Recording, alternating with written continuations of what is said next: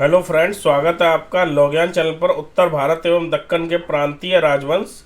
आज इस टॉपिक को हम लोग कवर करेंगे मध्यकालीन भारत के इस लेक्चर में। मध्यकालीन भारत का इतिहास जो हम लोग पढ़ रहे हैं वो इस लेक्चर में और इसके बाद एक लेक्चर या दो लेक्चर में ख़त्म हो जाएगा।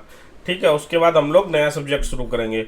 तो आइए स्टार्ट करते हैं उत्तर भारत एवं दक्कन के प्रांतीय राजवंश के बारे में इंपॉर्टेंट फैक्ट।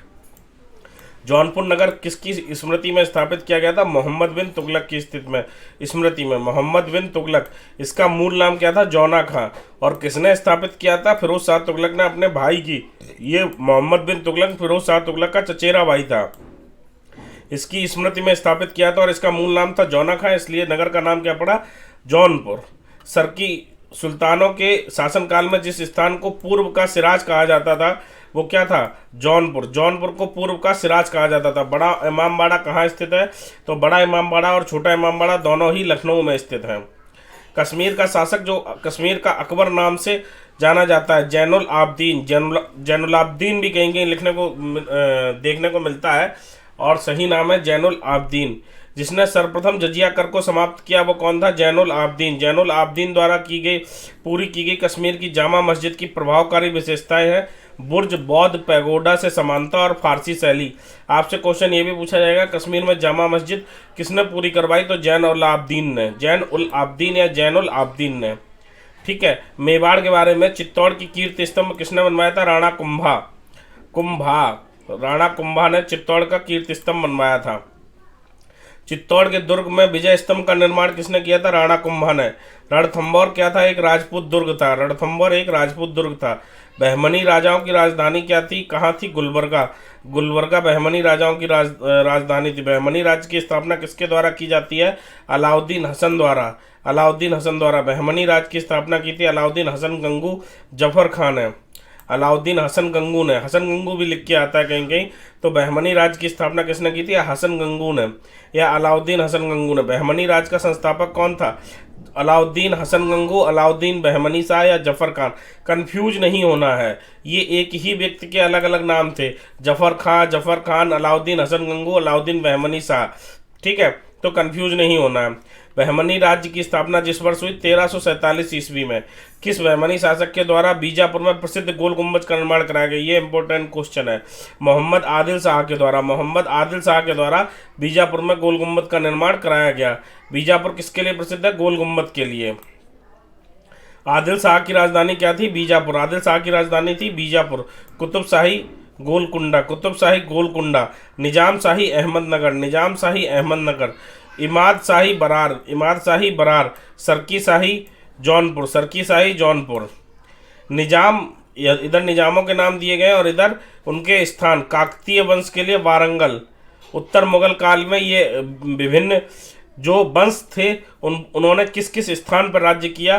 काकतीय वंश ने वारंगल में, होयसल वंश ने द्वार समुद्र में, यादव वंश ने देवगिरी में और पांड्य वंश ने मदुरई में। ठीक है, ये मदुरई होगा। तो ये आप याद रखिएगा। आगे बढ़ते हैं। राजा और राजधानी। सुल्तान मुजफ्फर शाह की राजधानी क्या थी? गुजरात। यूसुफ आदिल शाह, अभी हम लोगों ने देखा था गोल गुम्बद बनवाया था इन्होंने, तो इनकी राजधानी थी बीजापुर। प्रसिद्ध मुस्लिम शासका चांद बीबी किस राज्य से संबंधित है? अहमदनगर से। जो भी मुस्लिम शासका हुई हैं या मुस्लिम शासका हुई हैं या हिंदू रानी हुई हैं वो सभी इंपॉर्टेंट हो जाती हैं क्योंकि इनकी संख्या बहुत कम है। ठीक है, तो प्रसिद्ध मुस्लिम शासका चांद बीबी किस राज्य से संबंधित है? अहमदनगर से। अहमदनगर के निजाम शाही वंश का अंत हुआ। अहमदनगर का मुगल साम्राज्य में मिलाकर हुसैन शाह को आजीवन कारावास दे दिया गया। जो अहमदनगर का राजा था हुसैन शाह, उसको आजीवन कारावास दे दिया गया और उसको मुगल साम्राज्य में मिला लिया गया, निजाम शाही वंश को। जिस शासक को उसकी धर्मनिरपेक्षता में आस्था के कारण उसकी मुस्लिम प्रजा जगत गुरु कह के पुकारती थी, इब्राहिम आदिल शाही। वह गुम्बद जो संसार के विशालतम गुम्बदों में से एक था, गोल गुम्बद बीजापुर। मोहम्मद आदिल शाह का मकबरा। मरमर बीथी में गोल गुम्बद का निर्माण किस शासक द्वारा किया गया? मोहम्मद आदिल शाह दो द्वारा। किसने बीजापुर स्थित गोल गुम्बद का निर्माण किया जो विश्व का दूसरा सबसे बड़ा गुम्बद है, जो अपने मरमरसरावी गैलरी के लिए प्रसिद्ध है? मोहम्मद आदिल शाह ने। किताब नौरस नामक पुस्तक के रचयिता थे इब्राहिम आदिल शाह। किताब नौरस नामक पुस्तक के रचयिता कौन थे? इब्राहिम आदिल शाह। गोलकुंडा को वर्तमान में कहा जाता है हैदराबाद। गोलकुंडा को वर्तमान में क्या कहा जाता है? हैदराबाद। सुविख्यात कोहिनूर किस स्थान से निकला था? गोलकुंडा से। हैदराबाद की प्रसिद्ध चार मीनार किसके द्वारा बनवाई गई? कुली कुतुब शाह। हैदराबाद की प्रसिद्ध चार मीनार किसके द्वारा बनवाई गई? कुली कुतुब शाह। और बिदर किसने बिदर में मदरसे का निर्माण कराया? मोहम्मद गबान।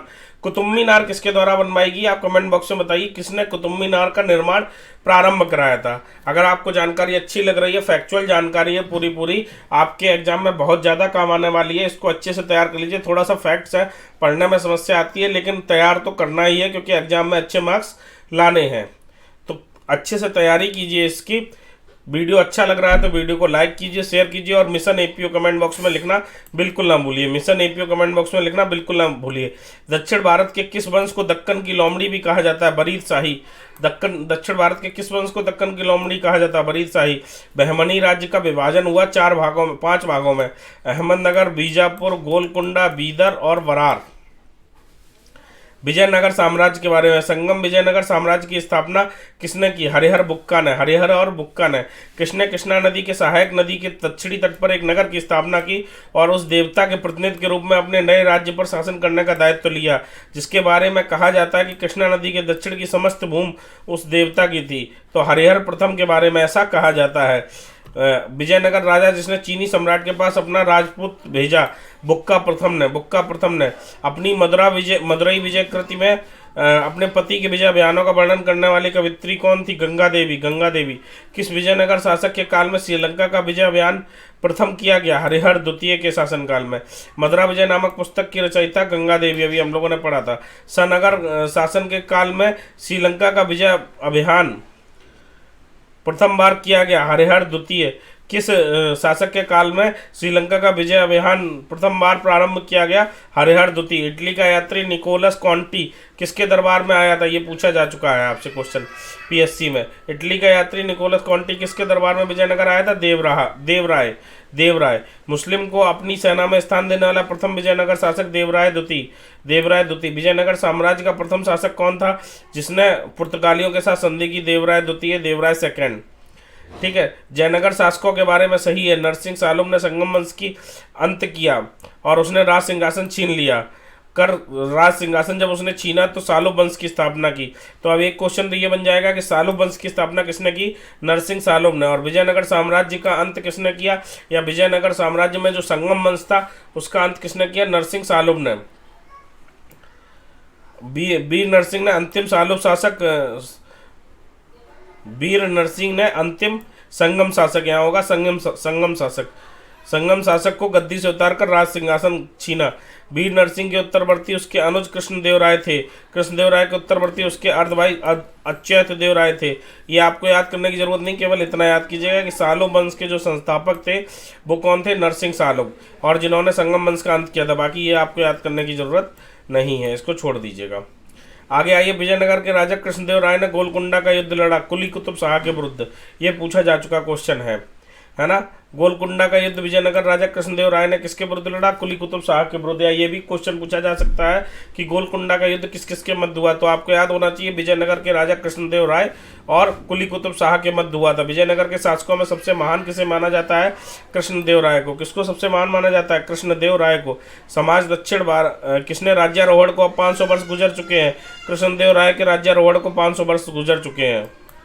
समाज दक्षिण भारत के पॉलीगर कौन थे? क्षेत्रीय, प्रशासनिक व सैन्य नियंत्रक। अर्थव्यवस्था विजयनगर साम्राज्य की वित्तीय व्यवस्था का मुख्य विशेषता थी भू राजस्व। शिष्ट नामक भूमिकर 98 नामक राजस्व विभाग वसूलता था।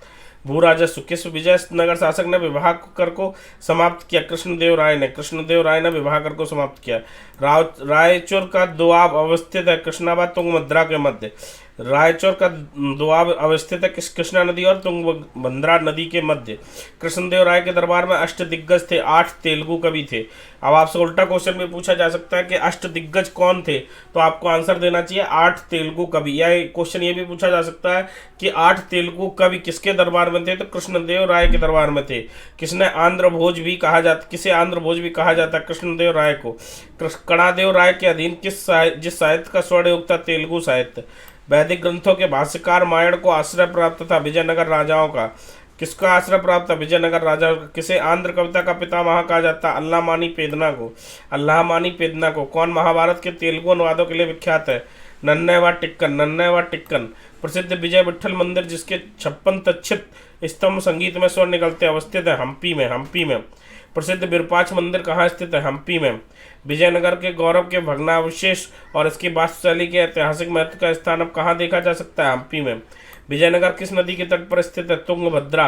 विजयनगर किस नदी के तट पर स्थित है? तुंगभद्रा। विजयनगर के महान साम्राज्य के अवशेष कहाँ पाए जाते हैं? हम्पी में। हम्पी तिरुवनमले, चिदम्बरम, श्रीरंगम, तिरुपति आदि में मंदिरों के सामने की ओर बने हुए रायपुरम का निर्माता कौन था? कृष्णदेव राय। कृष्णदेव राय। राय गोपुरम का निर्माता कौन था? कृष्णदेव राय। विजयनगर का प्रसिद्ध हजारा मंदिर किसके शासनकाल में निर्मित हुआ? कृष्णदेव राय के शासनकाल में। जिस स्थान के खंडहर विजयनगर की प्राचीन राजधानी का प्रतिनिधित्व करते हैं? हम्पी। विजयनगर के मध्यकालीन नगर को आजकल क्या कहा जाता है? हम्पी। कृष्णदेव राय ने कौन सी पुस्तक लिखी थी? अमुक्त माल्याद। ये पूछी जा चुकी है। अमुक्त माल्याद के लेखक कौन थे? कृष्णदेव राय। कृष्णदेव राय ने कौन सी पुस्तक लिखी थी? अमुक्त माल्याद। याद रखिएगा। कृष्णदेव राय ने किसके साथ मैत्रीपूर्ण संबंध रखे थे? पुर्तगालियों के साथ। 1565 में प्रसिद्ध युद्ध हुआ तालीकोटा राक्षसी तंगड़ी बन्नी हट्टी का, जिसमें विजयनगर पराजित हुआ और विनष्ट हो गया। तालीकोटा का युद्ध के नाम से आपने पढ़ा भी होगा। उसी को राक्षसी तंगड़ी और बन्नी हट्टी भी कहते हैं, जिसमें विजयनगर पराजित होकर विनष्ट हो गया। विजयनगर साम्राज्य का पतन किस लड़ाई के कारण हुआ? तालीकोटा या तलाईकोटा के कारण। तलाईकोटा का युद्ध लड़ा गया विजयनगर और बीजापुर के अहमद और गोलकुंडा की संयुक्त सेनाओं के मध्य। विजयनगर और बीजापुर की एक तरफ थी और अहमदनगर और गोलकुंडा की सेनाएं एक तरफ थी। इनके मध्य कौन सा युद्ध हुआ? तालीकोटा का युद्ध हुआ। राजा बोडियार द्वारा मैसूर राज्य की स्थापना के वक्त विजयनगर का शासक कौन था? वेंकट द्वितीय। वेंकट द्वितीय। होयसल स्मारक पाए जाते हैं हलेविड और बेलूर में। हलेविड और बेलूर में। होयसलों की प्राचीन राजधानी द्वार समुद्र का वर्तमान नाम है हलेविड। होयसलों की प्राचीन राजधानी द्वार समुद्र का वर्तमान नाम है हलेविड।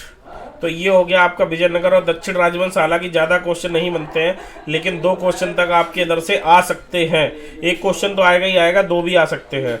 ठीक है। अब हम लोग थोड़ा सा मुगल साम्राज्य के बारे में पढ़ लेते हैं, क्योंकि वैसे तो एक लेक्चर के लायक कंप्लीट हो गया है, लेकिन हम लोग एक लेक्चर में नहीं, हम लोगों को कम से कम 2 लेक्चर कवर करने पड़ेंगे, ताकि कल हम लोग मध्यकालीन भारत को समाप्त कर पाएं, और कल नहीं तो परसों तो हर हालत में समाप्त हो जाए।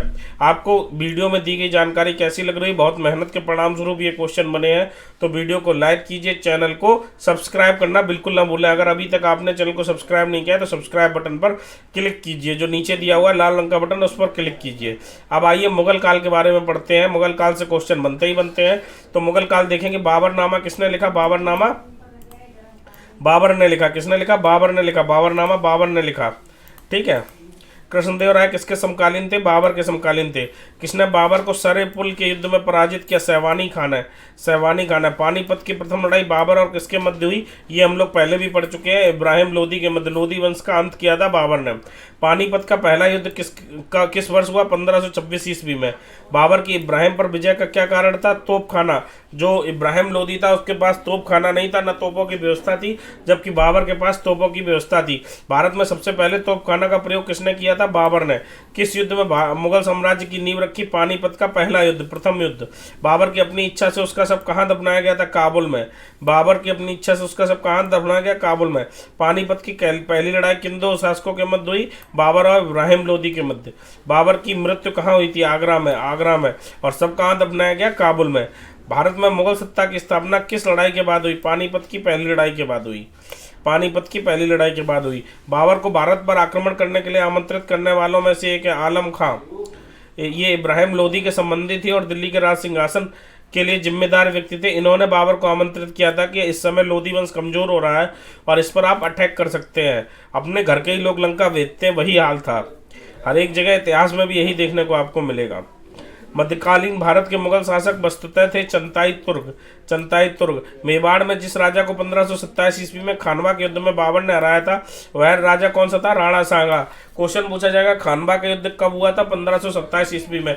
किस किस के मध्य हुआ था? बाबर और राणा सांगा के मध्य। जिस युद्ध में बाबर ने जिहाद की घोषणा की थी, खानवा का युद्ध। पानीपत के युद्ध में बाबर की जीत का मुख्य कारण था उसकी सैन्य कुशलता और तोपखाना। जिस युद्ध में एक पक्ष द्वारा प्रथम बार तोपों का प्रयोग किया गया, पानीपत का प्रथम युद्ध, जिसमें तोपों का पहली पहली बार प्रयोग किया गया? भारत का मुगल शासक बनने पर जहरुद्दीन मोहम्मद ने अपना नाम क्या रखा? बाबर। बाबर का मूल नाम क्या था? जहरुद्दीन मोहम्मद। बाबर के साम्राज्य में सम्मिलित थे काबुल, पंजाब, उत्तर प्रदेश के क्षेत्र। वह मुगल सम्राट जिसके जीवन में धैर्य व संकल्प से सफलता की शिक्षा मिलती है। बाबर। बाबर बाबर ने अपने बाबरनामा में जिस हिंदू राजा का उल्लेख किया, मेवाड़ और विजयनगर का, हिंदू राज्य का उल्लेख किया, मेवाड़ का और विजयनगर का। बाबर ने बाबरनामा किस भाषा में लिखा? तुर्की भाषा में। तुर्की भाषा में लिखा बाबरनामा। मुगल दरबार की राजभाषा क्या थी? तुर्की। तुर्की राजभाषा थी मुगल दरबार की राजभाषा क्या थी? तुर्की राजभाषा थी मुगल दरबार की। ठीक है। बाबर के समय अयोध्या स्थित बाबरी मस्जिद का निर्माण जिसने कराया? पीर बाबा ने। बाबरनामा का फारसी अनुवाद किसके द्वारा किया गया? जैन खान और पाइंद खान के द्वारा। जैन खान और पाइंद खान के द्वारा बाबरनामा का फारसी अनुवाद किया गया। हुमायूंनामा जिसमें वर्णित है बाबर की मृत्यु जहर द्वारा हुई, रचित है गुलबदन बेगम के द्वारा। हुमायूंनामा किसने लिखा? गुलबदन बेगम ने। तुझो के बाबरी किस भाषा में लिखा गया? तुर्की भाषा में। बाबर का मकबरा कहाँ स्थित है? अभी पढ़ चुके हैं हम लोग, काबुल में। युद्ध में चलती फिरती तोपों का उपयोग किसने किया? बाबर द्वारा, है ना। बाबर ने भारत आने के फलस्वरूप उपमहाद्वीप में बारूद के उपयोग की शुरुआत की तोपों के द्वारा। ठीक है। पानीपत का प्रथम युद्ध 1526 ईस्वी में, खानवा का युद्ध 1527 ईस्वी में, चंदेरी का युद्ध 1528 ईस्वी में और घाघरा का युद्ध 1529 ईस्वी में। ये मिलान करने के लिए भी आपके सामने आ सकते हैं या फिर हो सकता है कि पूछे इनका क्रम बताइए, इसलिए ये बहुत बहुत इंपॉर्टेंट है, इसको याद करके जाइएगा ही कम से कम। हुमायूं के अन्य भाई कौन कौन थे? कामरान, अस्करी, हिंदाल। कामरान, अस्करी और हिंदाल हुमायूं के अन्य भाई थे। हुमायूं द्वारा किए गए युद्ध का कालानुक्रम कौन सा है? देवरा, फिर चौसा, फिर कन्नौज, फिर सरहिंद। देवरा, चौसा, कन्नौज, सरहिंद। हुमायूं ने चुनार दुर्ग पर प्रथम बार आक्रमण किया 1532 ईस्वी में। जिसने अपने बादशाह पति के लिए मकबरे का निर्माण कराया?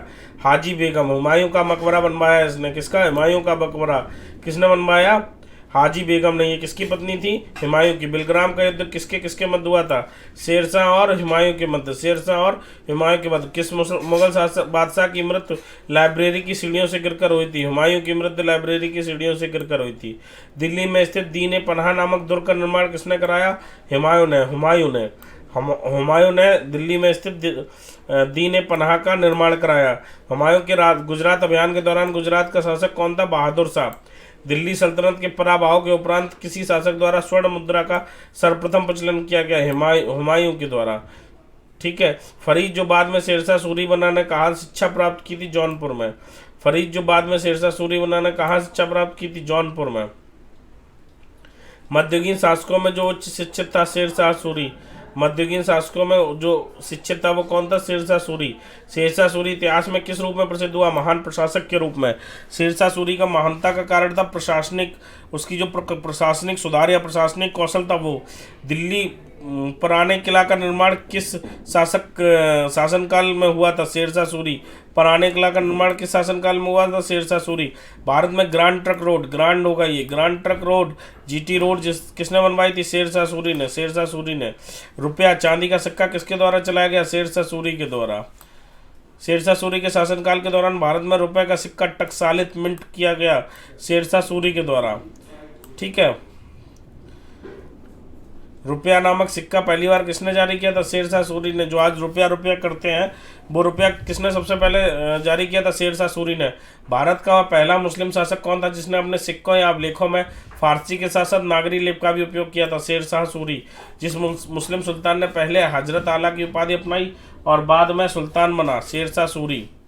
मृदा के स्वरूप तथा उपज के गुणों के आधार पर भूमि राजस्व शेरशाह व अकबर द्वारा। शेरशाह द्वारा किए गए सुधार राजस्व, प्रशासनिक, सैनिक और करेंसी में सुधार किए गए। चांदी का सिक्का जिसने शुरू किया? शेरशाह सूरी ने।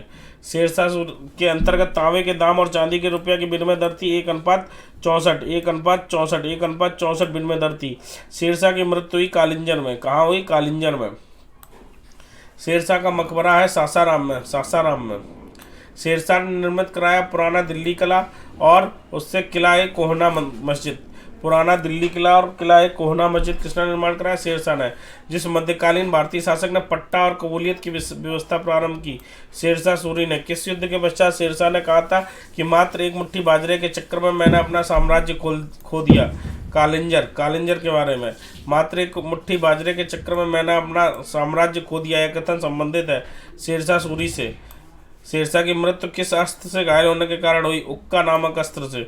उक्का नामक अस्त्र से घायल होने के कारण उसकी मृत्यु हुई। हेमचंद्र विक्रमादित्य भारतीय इतिहास में किस नाम से जाने जाते हैं? हेमू। हेमचंद्र विक्रमादित्य किस नाम से जाने जाते हैं? हेमू।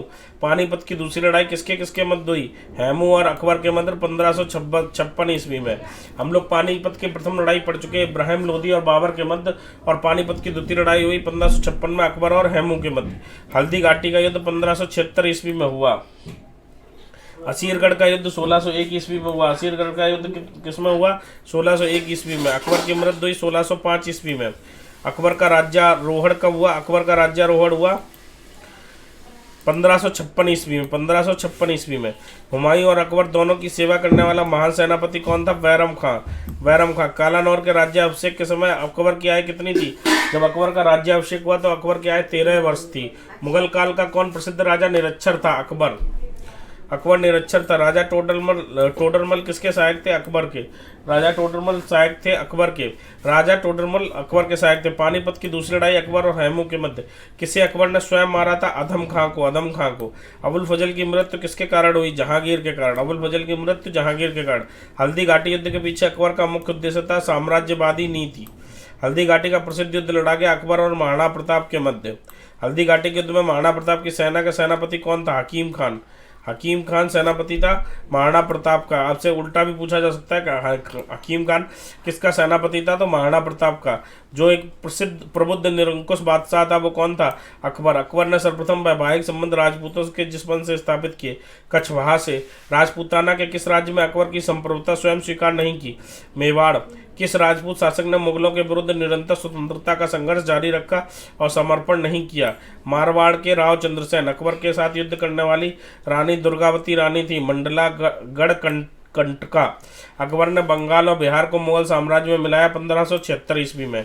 किस दुर्ग को दक्कन की चाबी माना जाता है? असीरगढ़ को।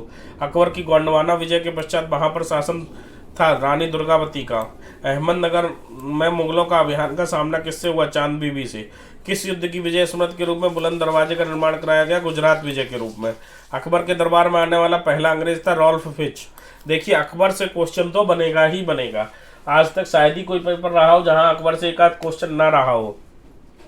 यूपीपीएससी का या पीसीएसजे का या एपीओ का। तो अकबर को बहुत अच्छे से तैयार कर लीजिए क्योंकि अकबर से क्वेश्चन बनेंगे। ठीक है। इंग्लैंड की रानी एलिजाबेथ प्रथम का समकालीन भारतीय राजा था अकबर। अकबर के समय कौन सा यूरोपीय यात्री भारत आया था? टोनियो मामराट। प्रशासनिक मुगल प्रशासन व्यवस्था में मनसबदारी प्रणाली को किसने आरंभ किया? अकबर ने। अकबर को राष्ट्रीय सम्राट सिद्ध करने में सहायक है प्रशासनिक एकता और कानूनों की एक रूपता। उसके द्वारा शासकीय एकता का प्रयास किया गया। धार्मिक सहिष्णुता की नींव अपनाई गई। अकबर की लोकप्रियता के कारण थे उसकी मनसबदारी व्यवस्था, धार्मिक नीति, भूराजस्व और सामाजिक सुधार। अकबर का शासक जाना जाता है क्षेत्रों को जीतने के लिए, प्रशासनिक व्यवस्था के लिए और न्यायिक प्रशासन के लिए। अकबर के शासनकाल में पुनर्गठित केंद्रीय प्रशासन तंत्र के अंतर्गत सैनिक विभाग का प्रमुख कौन था? मीर बख्शी। अकबरकालीन सैन्य व्यवस्था आधारित थी मनसबदारी व्यवस्था पर। अकबर द्वारा दीवान का पूर्ण रूपेण दर्जा दिए जाने वाला व्यक्ति था मुजफ्फर खां तुर्बती। अकबर की मनसबदारी प्रणाली जिस देश में उधार ली गई थी? मंगोलिया से सीख के अकबर ने मनसबदारी प्रणाली प्रारंभ की थी। अकबर के काल में हर 10 घुड़सवार सैनिकों के लिए मनसबदारों को 20 घोड़ों का रखरखाव करना पड़ता था क्योंकि घोड़ों की यात्रा में आराम देना होता था और युद्ध के समय उनको बदलना होता था। किस मुस्लिम शासक ने तीर्थ यात्रा कर समाप्त कर दिया? अकबर ने। अब किस राज्य पर अकबर की विजय होने की स्मृति में बुलंद दरवाजे का निर्माण कराया गया? यूपी में बुलंद दरवाजे का निर्माण कराया गया। कहाँ? फतेहपुर सीकरी में। अकबर ने पंचमहल का निर्माण कराया जो खामों के लिए विख्यात है, फतेहपुर सीकरी में। इबादत खाने का निर्माण भी कराया अकबर ने फतेहपुर सीकरी में। फतेहपुर सीकरी में अकबर ने बहुत निर्माण कराए थे। बाबर का मकबरा कहाँ? हम लोग पढ़ चुके हैं, काबुल में। अकबर का मकबरा सिकंदरा में। ठीक है। जहांगीर का मकबरा शाहदरा में। ठीक है, शाहदरा में। शाहजहाँ का मकबरा आगरा में। और औरंगजेब का मकबरा औरंगाबाद खुलदाबाद में। अकबर ने 1602 ईस्वी में फतेहपुर सीकरी में किसका निर्माण कराया? बुलंद दरवाजे का। अकबर द्वारा बनवाई गई श्रेष्ठतम इमारतें पाई जाती हैं फतेहपुर सीकरी में। अकबर द्वारा बनवाई गई जिस इमारत का नक्शा बौद्ध विहार की तरह है, पंचमहल। जहांगीर महल स्थित है आगरा के लाल किले में। जहांगीर महल कहाँ स्थित है? आगरा के लाल किले में। अकबरी महल कहाँ स्थित है? आगरा के किले में। फतेहपुर सीकरी के स्मारक है स्वर्ण महल, पंचमहल, जोधाबाई का महल। फतेहपुर सीकरी के स्मारक है पंचमहल, स्वर्ण महल और जोधाबाई का महल। दीवाने आम, दीवाने खास, मरियम की कोठी, बीरबल कोठी, ये सब कहाँ है? फतेहपुर सीकरी में। दिल्ली में कौन सा ऐतिहासिक स्मारक भारतीय एवं फारसी वास्तुकला की श्रेणी का उदाहरण है? हुमायूं का मकबरा। अकबर का मकबरा कहाँ स्थित है? सिकंदरा, आगरा से 5 मील दूर दिल्ली की तरफ स्थित गांव में। अकबर के शासनकाल निर्मित हुआ आगरा का किला है, इलाहाबाद का किला और लाहौर का किला। सम्राट अकबर ने जिसको जरी कलम की उपाधि प्रदान की? मोहम्मद हुसैन। अकबर के समय का प्रसिद्ध चित्रकार कौन था? वसवंत। अबुल फजल का अकबरनामा पूरा किया गया था 7 वर्षों में, 1590 से 1596 तक। अकबर के दरबार में सर्वाधिक प्रसिद्ध हिंदी कवि कौन थे? अब्दुल रहीम खान खाना। रामचरितमानस के लेखक तुलसीदास किसके शासन से संबंधित है? अकबर। अकबर के काल में महाभारत का फारसी अनुवाद जिसके निर्देशन में हुआ? फैजी के निर्देशन में क्या हुआ? महाभारत का फारसी अनुवाद। अकबर के काल में महाभारत का फारसी अनुवाद जिसके निर्देशन हुआ वो था फैजी। महाभारत के फारसी अनुवाद का शीर्षक क्या था? रजनामा। अकबर की इच्छा अनुसार किसने रामायण का फारसी अनुवाद किया था? अब्दुल कादिर बदायूनी ने। जिस मध्यकालीन भारतीय लेखक ने अमेरिका की खोज का उल्लेख किया हुआ था? अबुल फजल। सुप्रसिद्ध संगीतज्ञ तानसेन और बैजू बावरा किसके शासनकाल में सुविख्यात था? अकबर के शासनकाल में। अकबर से देखिए बहुत से क्वेश्चन बन रहे हैं क्योंकि अकबर बहुत इंपॉर्टेंट टॉपिक है। अकबर मुगल काल में जो राजाओं से क्वेश्चन पूछे जाते हैं उसमें अकबर से ही सबसे ज़्यादा क्वेश्चन आते हैं, इसलिए अकबर से कोई भी फैक्ट ना छूट जाए ये हमने कोशिश की है। अपने काल का महान संगीतज्ञ तानसेन किसके दरबार में था? अकबर के दरबार में। अकबर के दरबार में सर्वप्रथम प्रसिद्ध संगीतकार तानसेन का मूल नाम क्या था? रामतनु पांडे। वह विख्यात संगीतकार कौन है जो अकबर के नवरत्नों में से एक था? तानसेन। राग मियाँ की मल्हार और रचयिता किसे माना जाता है? तानसेन को। जहांगीर। मुगलों और मेवाड़ के राजा के मध्य चित्तौड़ की संधि जिस शासक के शासनकाल में हस्ताक्षरित हुई? जहांगीर। किसने जहांगीर के विरुद्ध विद्रोह किया था? खुर्रम, महाबत खां, खुसरो। खुसरो किस मुगल बादशाह का पुत्र था? जहांगीर का। जहांगीर प्रेमी था सौंदर्य और प्रकृति का। जहांगीर किसका प्रेमी था? सौंदर्य और प्रकृति का। 2 अस्पा प्रथा शुरू की थी जहांगीर ने। नूरजहां का मूल नाम क्या था? मेहरुन्निसा। कौन नूरजहां गुट का सदस्य नहीं था? जहांगीर। इत्र बनाने की विधि का प्रचलन किसने किया था? असमत बेगम, नूरजहां की माता ने। एतमाद-दौला का मकबरा आगरा में किसने बनवाया था? नूरजहां ने। जहांगीर के मकबरे का निर्माण किसने कराया? नूरजहां ने। किस मुगल शासक का मकबरा भारत में नहीं है? जहांगीर का। शाहदरा लाहौर में है। कहाँ है? लाहौर शाहदरा में। कौन जहांगीरी चित्रकार थे? अबुल हसन और अकारिजा। जहांगीर को चित्रकला के बारे में बहुत अच्छी जानकारी थी और वह चित्रकला का संरक्षण करता था। जहांगीर ने किस कला को संरक्षण दिया था? चित्रकला को। किसके शासनकाल में मुगल चित्रकला शिखर पर पहुंच गई थी? जहांगीर के शासनकाल में। जहांगीर के दरबार में पक्षियों का सबसे बड़ा चित्रकार था? मंसूर। जहांगीर कालीन किस चित्रकार को नादिर उल असर की पदवी प्रदान की गई थी? मंसूर को।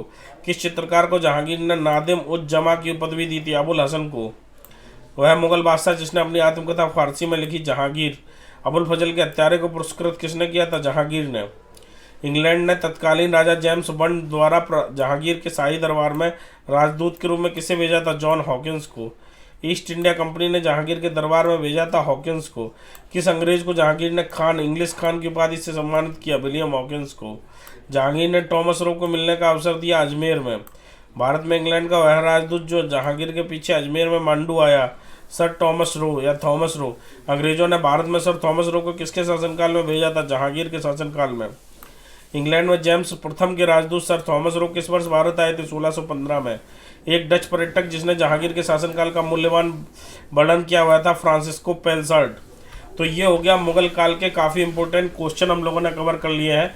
लगभग आधा घंटे का लेक्चर हो गया, थोड़ा सा लंबा इसलिए हो गया क्योंकि हम लोगों को कल मध्यकालीन भारत समाप्त कर देना है और उम्मीद है कि कल, और नहीं तो बहुत लेट हुआ तो परसों तक मध्यकालीन भारत हम लोग समाप्त कर लेंगे और फिर अगला सब्जेक्ट प्रारंभ करेंगे। इतिहास काफ़ी दिन चल गया लेकिन इतिहास पूरा कंप्लीट हो गया है। ठीक है, तो अब मिलेंगे अगले लेक्चर में। अगर वीडियो को लाइक नहीं किया है तो वीडियो को लाइक ज़रूर कीजिए, कमेंट बॉक्स में मिशन एपीओ लिखना बिल्कुल ना भूलिए और चैनल को सब्सक्राइब कीजिए। मिशन एपीओ, मिशन पीसीएस जे कमेंट बॉक्स में लिखना ना भूलिएगा। चैनल को सब्सक्राइब कीजिए। पीडीएफ आपको टेलीग्राम ग्रुप में मिल जाएगी जिसका लिंक डिस्क्रिप्शन में है। मिलते हैं अगले वीडियो लेक्चर में। धन्यवाद।